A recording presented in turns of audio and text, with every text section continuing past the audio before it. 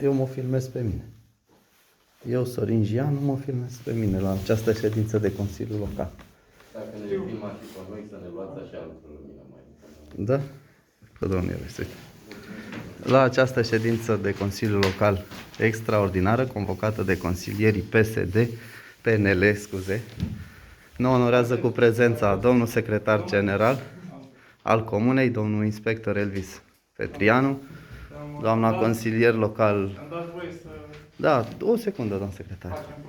Doamna consilier PMP Pârvulețu Mirela, invitații, consilierii PNL. Da.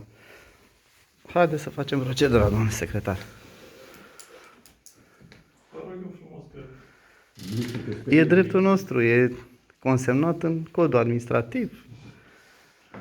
Ne asumăm. În conformitate cu regulamentul de organizare și funcționare, Care este deja contestat la prefectura județului Olt.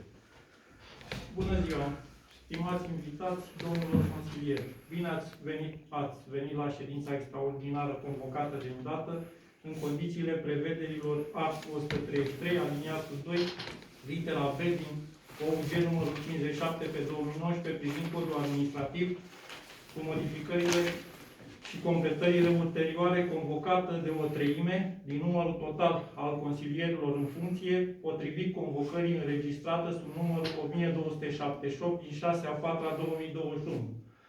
În conformitate cu prevederile art. 243, aliniatul 1, litera J din OUG numărul 57 pe 2019, privind codul administrativ, am să efectuez apelul nominal al consilierilor locali în ordine alfabetică după cum urmează. Ariton Popușoiu Florin. Prezent. Drăghiciu Țoc Marinela. Absent. Gheorghe Iulian. Prezent. Gianu Irinel Sorin. Prezent. Pârvulețu Mirela. Prezent. Popa Iulian. Absent. Preda Nicu. Absent. Uțică Gheorghe. Absent. Sulu Legioară. Absent. Tocea Vasile. Absent. Mircea Cristian. Absent. Având în vedere prezența... Domnul secretar, permiteți, n-ați făcut toată prezența, n-ați strigat toți consilierii. Rădoi Florian, Rădoi Florian. Prezent. Prezent. Și Țoc Adrian. Prezent. Prezent. Acum este ordine. Vă mulțumim, domnul secretar.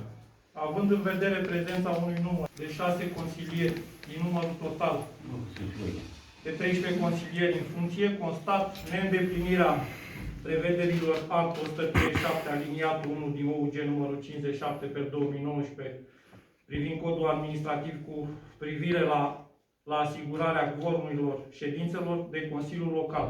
Mulțumim invitațiilor care și-au manifestat disponibilitatea de a participa la această ședință, dar ea nu este întrunită în condițiile de legalitate. Vă mulțumesc frumos. Vă mulțumim și noi, domnule secretar. Să aveți o zi minunată. Încă o dată, domnul Pascu Mirel și colegii noștri de la PSD ne sfidează în mod evident. Vă mulțumim. Vă mulțumim, domnul inspector, că ne-ați onorat cu prezența. Vă mulțumim invitațiilor pentru prezență. Da. Concluziile le trageți dumneavoastră, stimați cetățeni. Vă mulțumim. Vă mulțumim. Să aveți o zi minunată.